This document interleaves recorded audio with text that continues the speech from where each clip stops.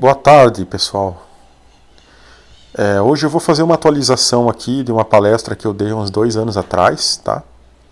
Que é sobre a importância da biodiversidade da reserva Mítice Brandão para o município de Santa Rita do Sapucaí, sul de Minas Gerais.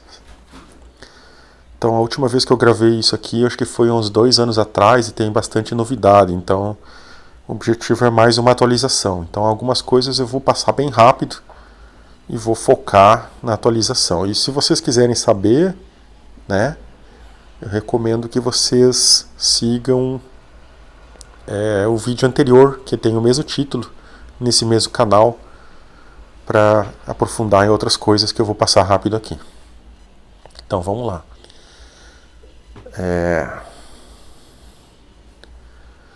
Então aí já aparece de cara uma das principais atualizações, que vai ser os dados sobre as mariposas, tá? Então aqui essa parte eu vou realmente só mostrar onde fica a Rebio, tá? Nem vou falar em data de criação nem nada, e nem os objetivos da criação, tá? Já mostro diretamente aqui onde é, tá? No sul de Minas e no município de Santa Rita do Sapucaí, como vocês podem ver aí. A área da reserva é 300 hectares, então é uma reserva grande. E aqui o principal meio de transporte utilizado aí nos trabalhos, tá? Então a reserva fica lá em direção ao Bloco do Urso, naquela rampa de parapente que tem lá em cima da serra. Só para, na verdade a reserva ela vai desde depois do Bloco do Urso, tem uma grande copaíba e tem um loteamento. E aí onde termina esse loteamento, subindo em direção à serra, né, tem já começa uma área mais florestada ali, já começa a reserva e depois ela vai até em cima na rampa de parapente, tá? Aqui tem desenho mostrando melhor, tá? Então toda a área em amarelo aí é reserva. Aqui tem alguns, como é que eu vou chamar?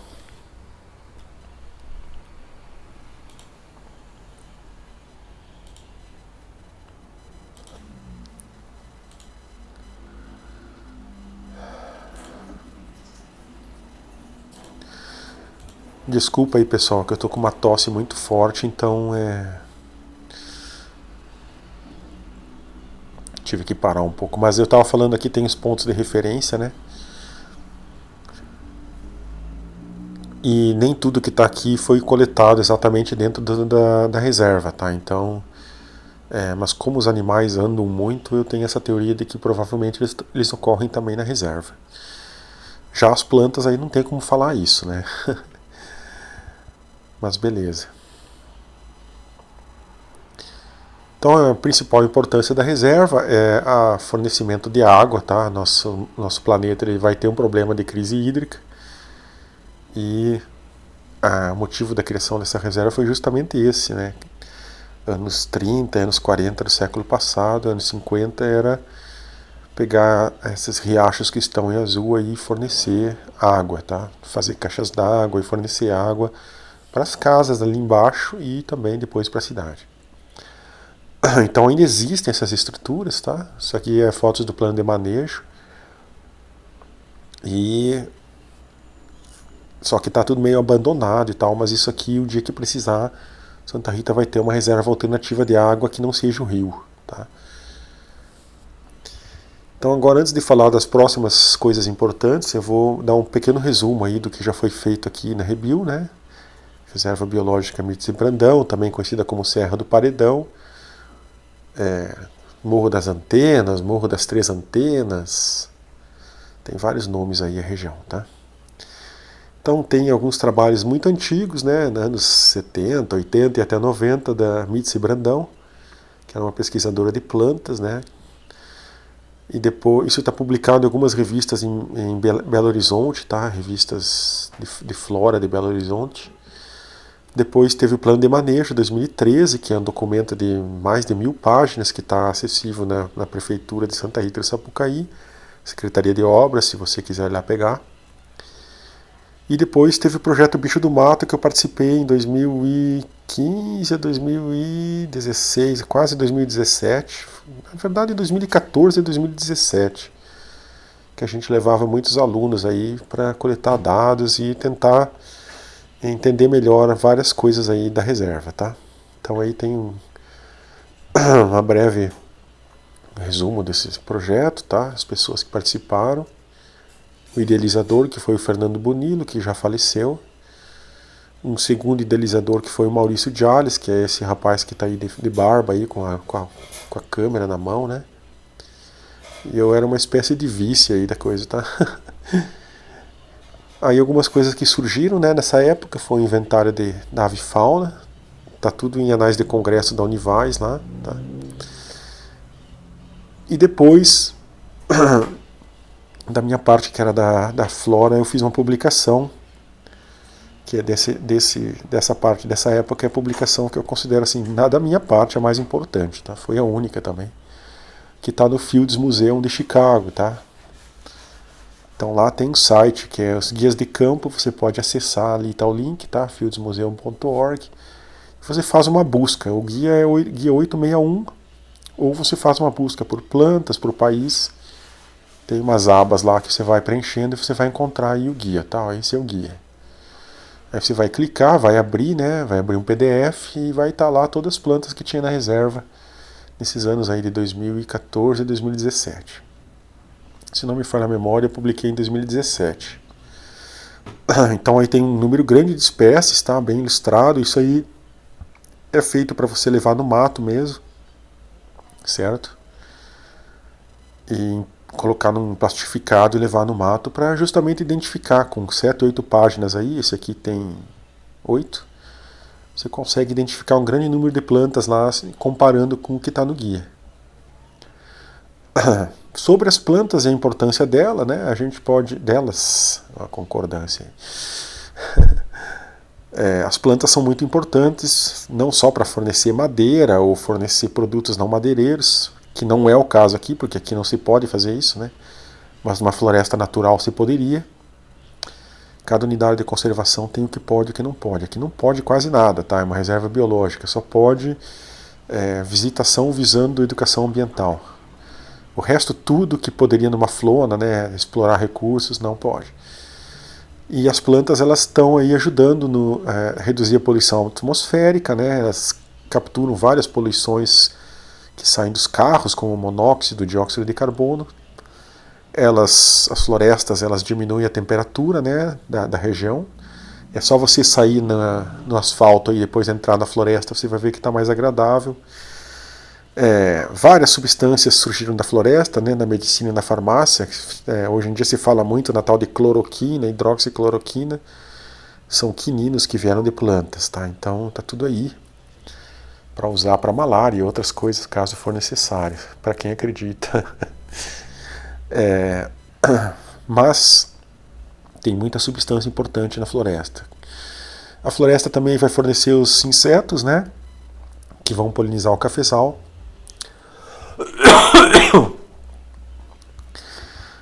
O controle da erosão vai ser feito pelas raízes das plantas, né?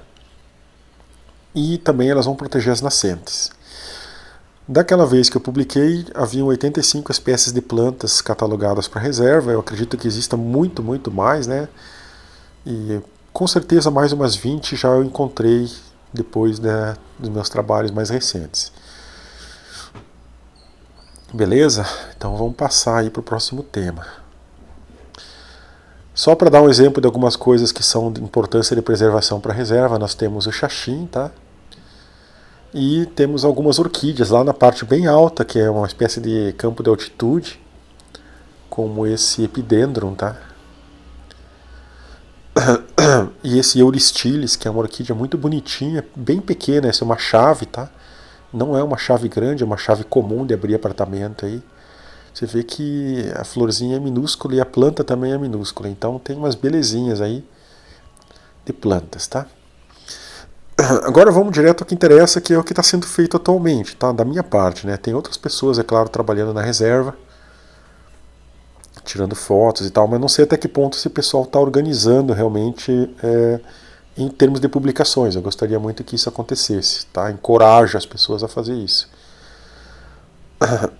Então, eu tenho fotografado, a base do meu trabalho é a fotografia. Eu não sou muito de fazer coletas, porque eu acho que coletas elas matam as plantas e os animais, tá? Então eu trabalho muito com foto. Só que com foto tem alguns problemas, né? Por exemplo, eu descobri que para cogumelos, por exemplo, você tem que ter uma boa foto da parte de baixo, né, do chapéu do cogumelo, que é onde estão os esporos. Então eu descobri isso tardiamente. Então tenho muita foto de cogumelo, mas não necessariamente foto boas para chegar nas espécies. Então essa é uma parte que está um pouco emperrada, mas ainda vai ser resolvido. A importância dos cogumelos está aí, tá? Só para falar da penicilina, é um cogumelo. E alguns exemplos aí que a gente já fotografou na reserva, tá?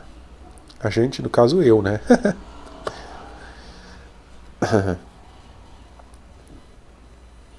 Na apresentação antiga tem mais detalhes sobre eles, tá?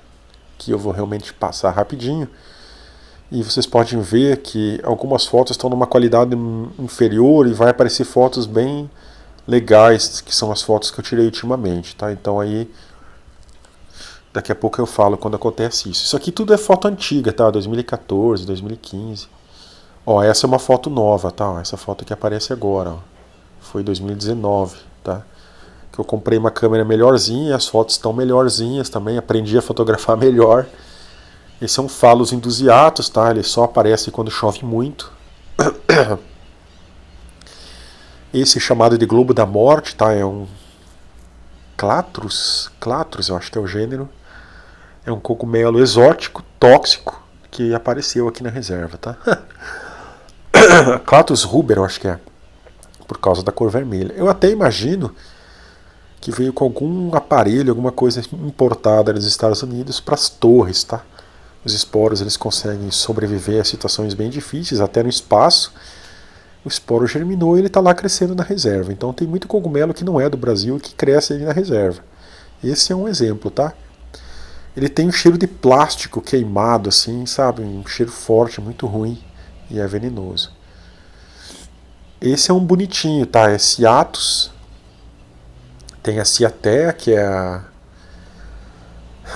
o xaxim, e tem Ciatus, que é esse cogumelo. Ele é muito interessante porque a gota d'água cai ali, ó, parece até um docinho, né? E aí expulsa os esporos que estão naquelas bolotas ali, tá? Bom, vamos adiante. Não é um cogumelo, mas é chamado de slime mold ou bolor limoso. Tá mais para ameba e é unicelular esse organismo. Aqui tem uma foto rara dele esporulando, tá? É também presente na reserva em fotos mais recentes aí, tá?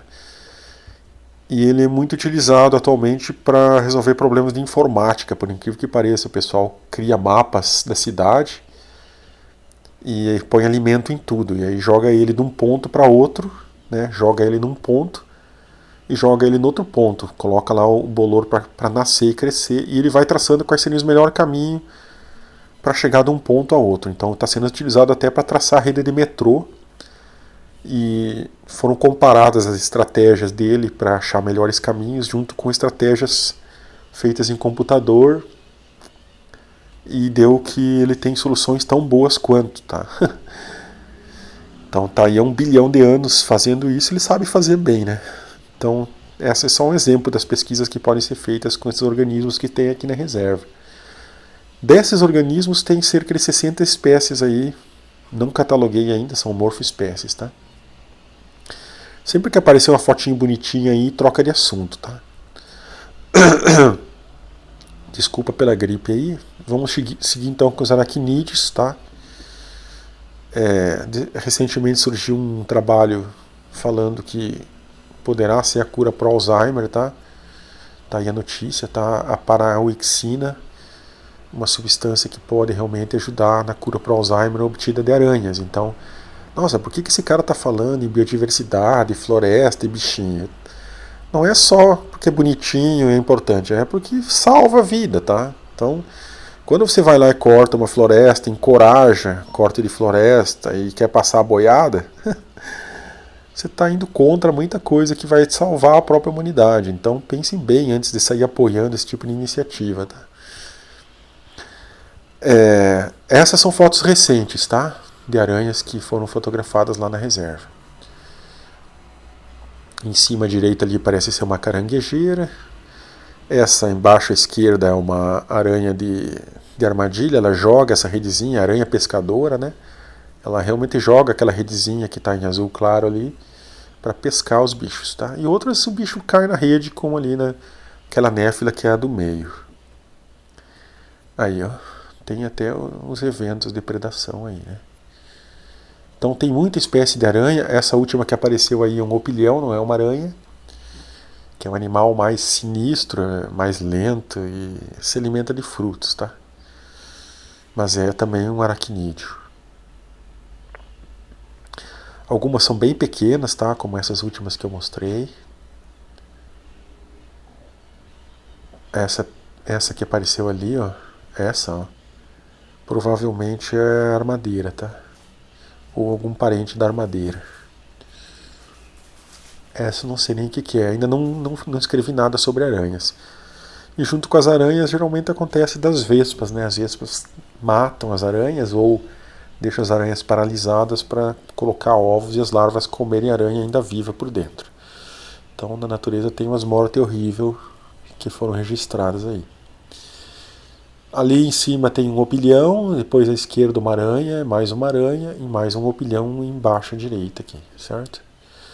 Então desses organismos tem 23 espécies até agora, morfoespécies, tá? Agora vamos ao que eu estou mais trabalhando ultimamente, que são os insetos, tá? Insetos têm sido o principal carro-chefe agora, junto com mamíferos, nesses últimos 2 anos de pesquisa. Então aí tem a publicação mais recente, né, 2019 ou 2020, se não me falha a memória. Eu larguei mais um guia aí no Museu de História Natural de Chicago, que é o guia dos ninfalídeos e dos liquenídeos, tá? Tem cerca de 100 espécies nesse guia. Esse também foi largado aí recentemente, é o guia dos hesperídeos, tá? E lá em Chicago está sendo analisado o guia dos papilionídeos, pierídeos e riodinídeos, tá? Então acho que nesse ano, no máximo ano que vem, eu termino as borboletas em termos de publicação. Essa é uma publicação online, gratuita, tá? E eu também escrevi um livro que eu ainda preciso dar uma revisada, uma melhorada, e aí também vai ser uma fonte boa de leitura para quem quiser se informar sobre as borboletas aqui da região. E aí estão algumas que vão estar nos dois, né, nos guias e nos livros. Vou passar bem rápido, só para vocês olharem as belezas que tem aí. Na época eu estava com 150, 160 espécies, acredito que hoje eu já devo estar beirando a 200, porque muita coisa foi fotografada recentemente, tá? A pesquisa ela não para, eu estou sempre indo no mato, né? Às vezes eu chego a 1/3 do ano de horas no mato, tá?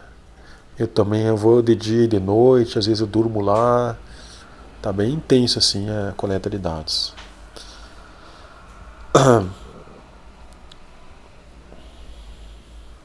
Tem uma mariposa perdida aí, eu acho. Já vamos chegar nas mariposas, que é um assunto legal. Pouco estudadas. Aí um resuminho, vocês podem ler. E essa última que apareceu é uma bem provável espécie nova dentro do gênero Pré-Pedalioides, que ocorre aqui na reserva, tá? Mais um assunto, agora já tem aí os panos, as luzes ultravioletas, então a gente vai entrar nas amostragens noturnas que eu fiz nos últimos 3 anos, que é o que está rendendo o maior número de espécies novas aí, como a gente vai ver. Tá? Então eu estou aí com umas 40 mil fotos, tá, de mariposas para identificar.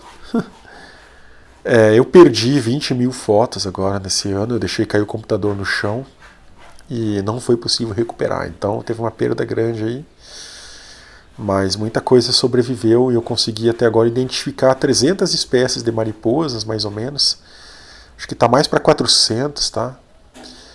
E segundo algumas pessoas lá de fora do Brasil que estão olhando os dados e me ajudando, né? De uma forma assim, eu também ajudo lá. Então tem os grupos aí, a gente troca informação. Provavelmente 42 dessas são novas para a região, tá? Também novas para a ciência, né? Certamente umas 2 ou 3, tá? Eu vou mostrar.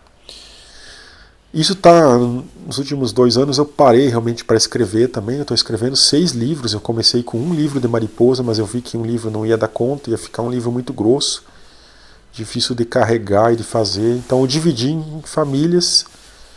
Eu já estou com 500 páginas escritas de mariposas, tá?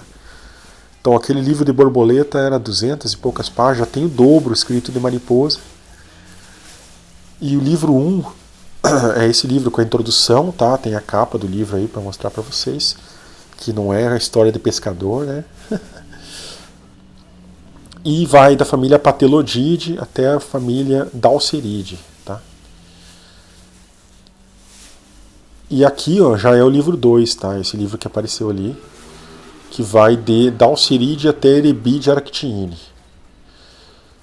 Então nós estamos aí, cada página do livro é uma mariposa, então se o livro tem 500 páginas, alguma mariposa tem mais que uma página, só dividir aí já está mais ou menos o número de espécies, né?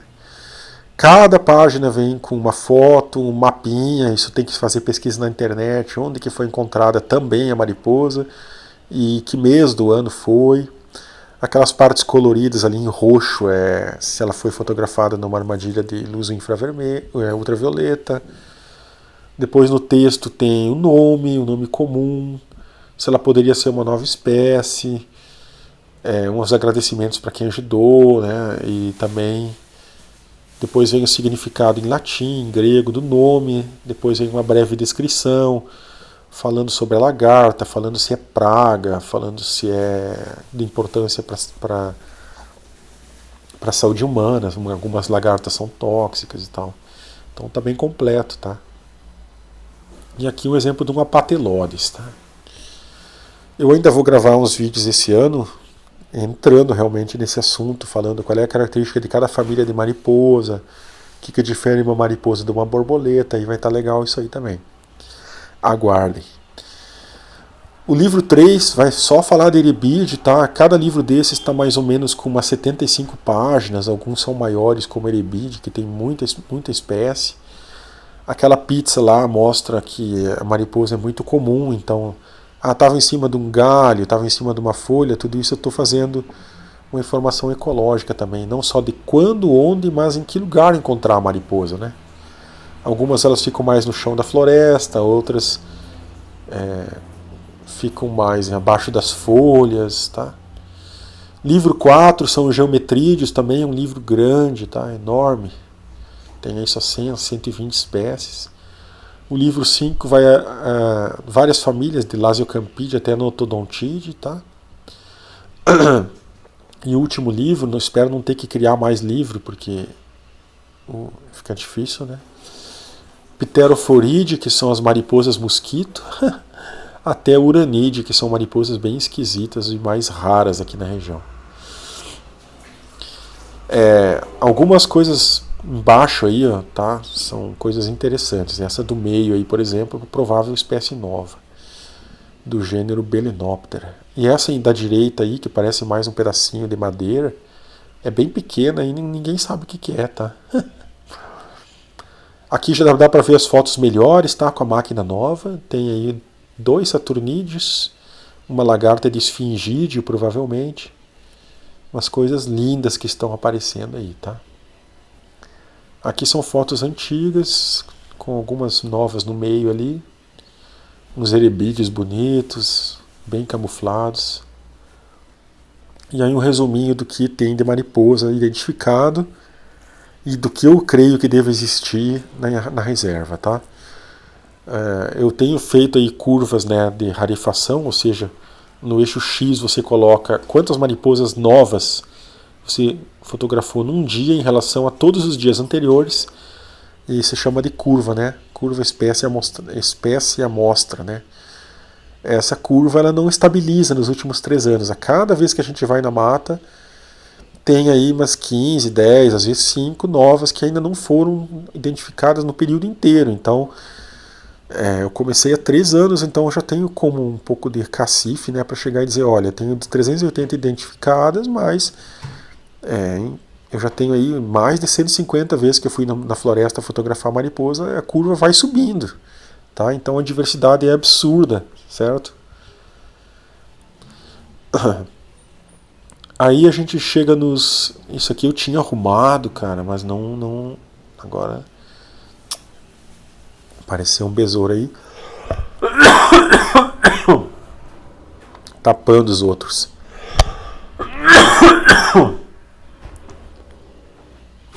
Tudo bem. Esse besouro aí com a lataria amassada é uma espécie fotografada mais recentemente.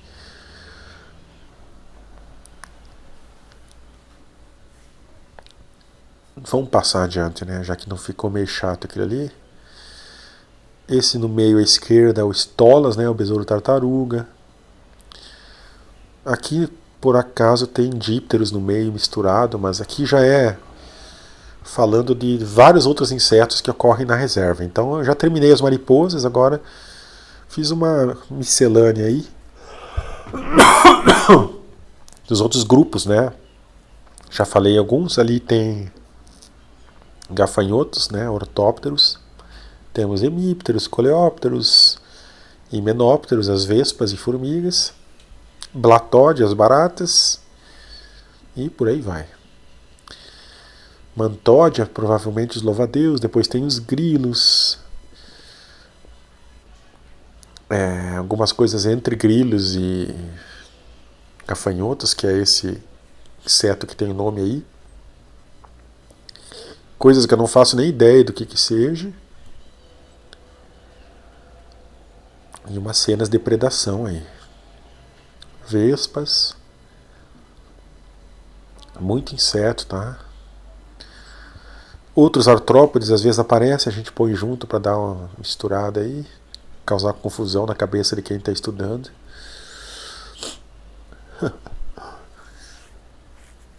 Agora, sobre esses bichos eu gostaria de falar o seguinte, já estou há 7, 8 anos aí fotografando, a impressão que eu tenho é que está diminuindo esses grupos, tá? Mariposas é um grupo bem mais comum, mas esses aí eu percebo uma diminuição nos últimos anos, eu não sei porquê, tá? Esse aí é um inseto diferente, tá? Nossa, como é que eu vou lembrar agora disso aí? Fulgoride. Família. São insetos que têm fase larval na água e eles são muito raros, assim. Tem que ter um lugar bem úmido para achar eles. Aí tem alguns comendo fruto de pimenta de morcego, vários insetos, né? Tem uns atacando lagarta, é uma confusão na floresta, muito bonito. Tem uns que parecem uns Transformers aí, umas coisas meio alienígena, como esse aí em cima, né? No meio. Outro fulgoride, tá? Uma coisa linda que a gente não entende muito bem a camuflagem ainda. Parece uma camuflagem de mofo branco, né? Lindo, lindo esse bicho. Foi identificado, mas eu não lembro do nome agora. Aí umas vespas com ovipositor gigante. Tem umas coisas muito bonitas. Só mais um pouquinho de besouros, apareceram alguns muito bonitos. Lá um bicho-pau, né? Que é difícil achar hoje em dia. Uns até eu tive que cortar a imagem porque as antenas são muito longas. Disso aí, assim, eu escolhi algumas fotos para pôr aqui, deu quase 90 espécies, tá? Mas certamente tem 10 vezes mais aí, tranquilamente. Aqui um grupo que eu não conseguia mostrar muito ainda, mas eu também não achei todas as fotos aqui, porque eu tenho umas 60 mil fotos para vasculhar, então para preparar essa apresentação agora, mesmo que eu dei uma forçada em uma semana catando foto, eu não acha tudo ali nos arquivos, né? Muita coisa se perdeu também. Achei essas aí para mostrar para vocês, tá bonitinho até. Tem um bem pequeno que eu fotografei e não tá aqui agora. Com certeza tem mais umas 3, 4. Anfíbios é um grupo muito legal, apareceu coisa nova agora, esse sapinho bem pequeno aí, que é Ischnonema, se não me falha a memória. Olha o tamanho da mão de uma pessoa e o tamanho do sapinho. Ele apareceu lá em cima, 1.400 metros de altitude, achei tão estranho. Aí, ó. Esses do grupo das filomedusas também, esse é já uma foto mais antiga. Bem legal também. Sapo de chifre. Tem aí umas 10 espécies. Salamandra até agora não encontrei, nem Cecília.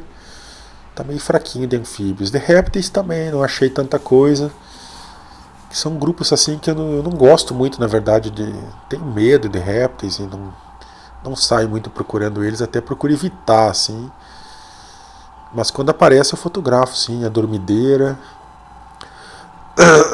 Tem 8 espécies aí. A cascavel, a cobra verde. Essa é uma Vagleropsis merreni, uma boipeva. Ela é uma cobra mais rara aqui na região. E na minha experiência pessoal eu ainda não encontrei jararaca nessa floresta aí. Eu não sei se é porque durante a época que era cafezal o pessoal andou matando muito e tal, mas tem gente que já achou jararaca assim. Ela ocorre, mas do modo geral nessa reserva, comparado com muitos outros lugares que eu trabalhei, já trabalhei em vários estados do Brasil, em várias florestas, é um dos lugares que eu vi menos cobra, viu, aqui. Eu adorei isso, porque eu não sou muito fã, não. Aves também é um grupo assim, não é que eu não gosto de aves e tal, mas eu não consigo fotografar aves, eu tenho dificuldade, né? E aí tem poucas aqui, mas tem umas coisinhas interessantes aí, pelo que eu vejo, né? O carrapateiro, o caracará, o pica-pau, o jacutinga, arames, saracura, esse nem sei o que é. Uns beija-florzinhos, um milvago, saracura, siriema, perdão, acho que é um gavião caboclo. Coruja tem andado mais à noite, começou a aparecer. Tem urutau aqui que eu gravei o som dele. Esse é o João Bobo. O caracará. Tucano também acho difícil pegar eles, a corujinha do mato. Tá bom de ave até. Pra quem não tá focando nisso, né? Acho que esse é o carrapateiro, né? Apareceu o urubu de cabeça vermelha, eu tinha foto aqui, depois de repente sumiu a foto. Esse à esquerda aí eu não sei o que é não, e da direita também, mas deu 23 espécies aí, mas eu tenho muito mais fotos, sabe? Só que realmente não sou fã assim de ave, eu coloquei poucas aqui.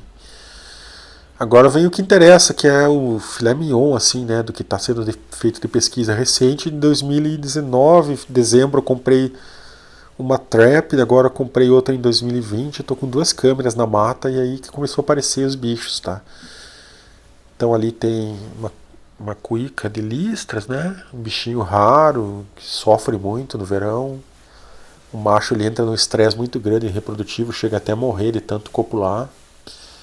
Esse de costas aí é um coati, provavelmente. Também pegadas e restos que os animais deixam, eu tenho fotografado. Uma onça deixou um fax gigantesco aí. Eu calço 46, olha o tamanho. Então a onça é grande, é a onça que anda por aí.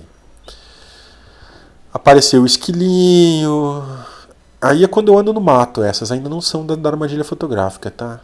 Um ratinho. Esse animal é raro, né? A saguida serra da cara escura, não apareceu só uma vez, depois eu nunca mais vi o grupinho. Esse paralisou, né? A tanatose, ele se faz meio de morto quando toma um susto, é um gambá, é o que mais tem. A trap aí volta e meia pega gambá.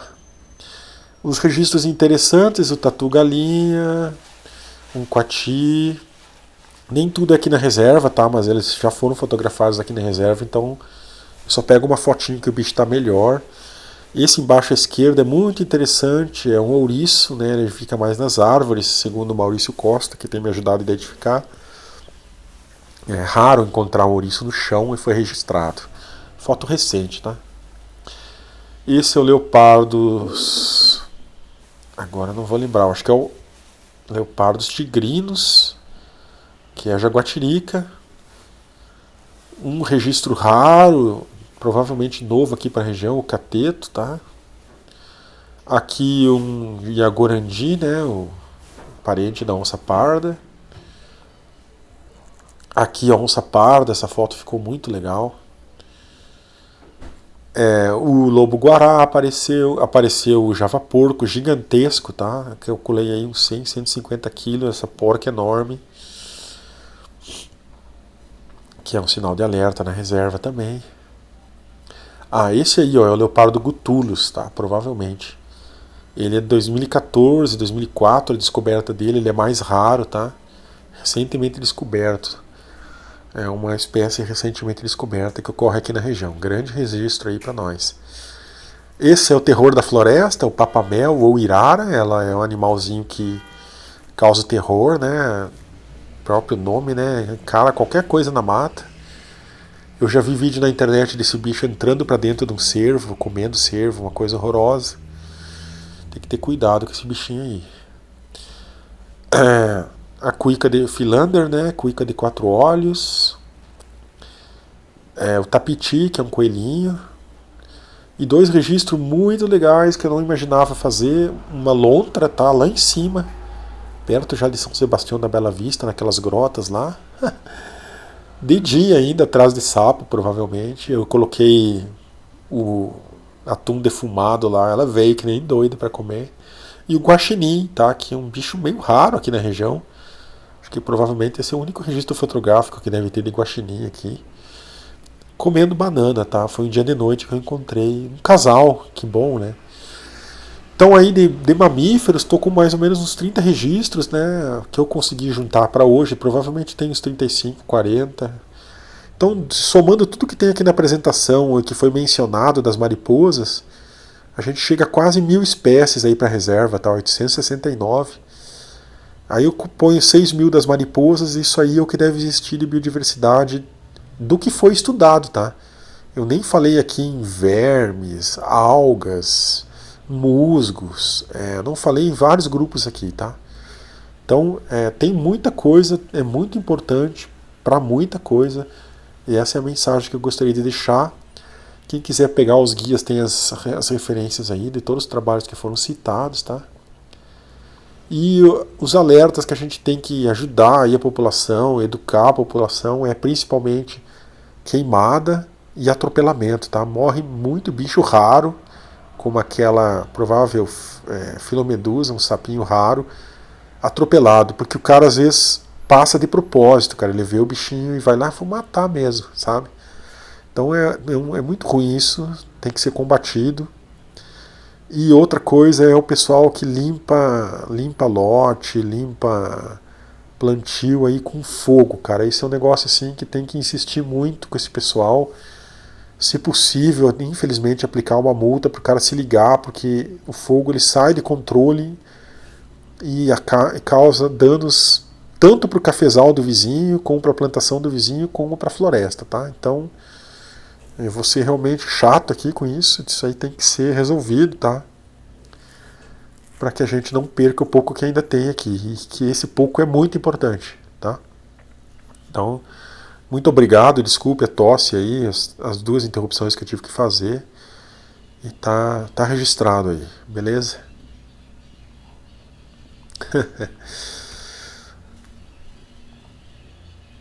Vou encerrar aqui então, vamos ver se eu consigo. Ficamos assim por hoje então.